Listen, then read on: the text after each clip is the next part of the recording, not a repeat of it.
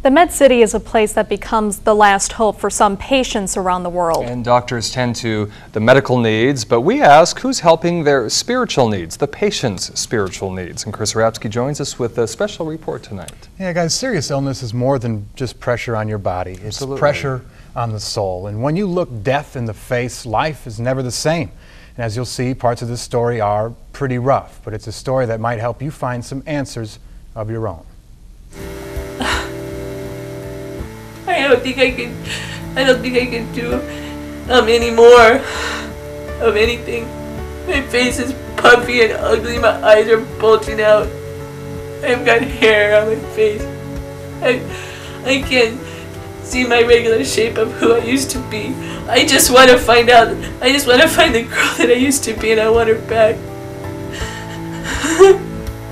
And I'm finding it hard just to suffer.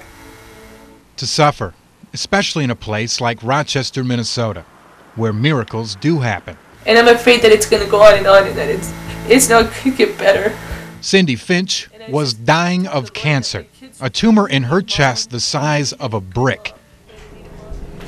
What we're going to talk about tonight are desperate prayers. That Cindy Finch is now healthy, happy, she's alive. At some point, get one of these. Yeah. Today, Cindy travels around the country, sharing her story of survival to other cancer patients, helping them confront the questions about death and grief, because she is an expert on both. I had a kindergartner, a 4-year-old, and a newborn, and I had 4 weeks to live. I feel like if this would qualify as being sick enough to die, feeling sick enough to die today. And in 4 weeks, through what seemed to be certain death, Cindy was forced to escape the now and accept the future, asking every day what comes next.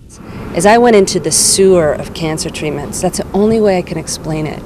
And here's the amazing thing, the thing that's remarkable and outstanding to me, is that God got in the sewer with me, and He walked me all the way through. Through cancer treatment so potent that it burned her organs, causing her lungs to collapse, pushing her heart to failure.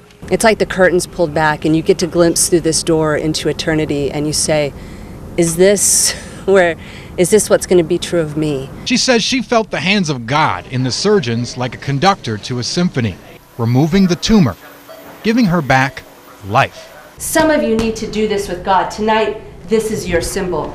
It's been 8 years since the cancer, and Cindy's mission is to help guide those thousands of patients who are at war with cancer, in the trenches, together, fighting the slow physical and spiritual battles every day. She speaks to people like Linda, who still wipe down the counters of the Rochester Hope Lodge despite a serious brain tumor. I know 2 things in life for sure. 1, there is a God, and 2, I'm not Him. So, you know, it'll be okay. Means laying down your dreams and trusting in me. Would you do this for me? Would you do this for me? Even after her experience, Cindy still has spiritual questions today. For answers, she turns to Teresa Carlson, whose own son complained of a sore leg one day in the 3rd grade.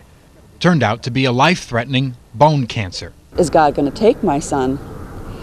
If He's going to heal my son, what form of healing is it going to be?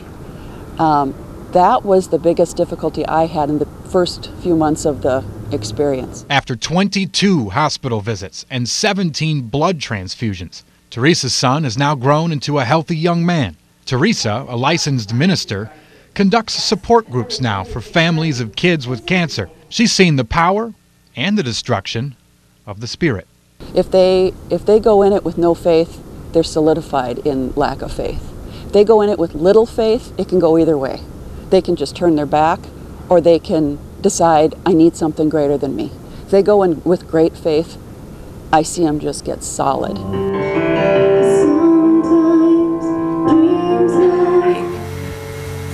I don't even know why I am doing this videotape when I feel so awful, except that I think I need to capture it so that when I do feel like my normal self, that I can look back and that I could appreciate where God's brought us to.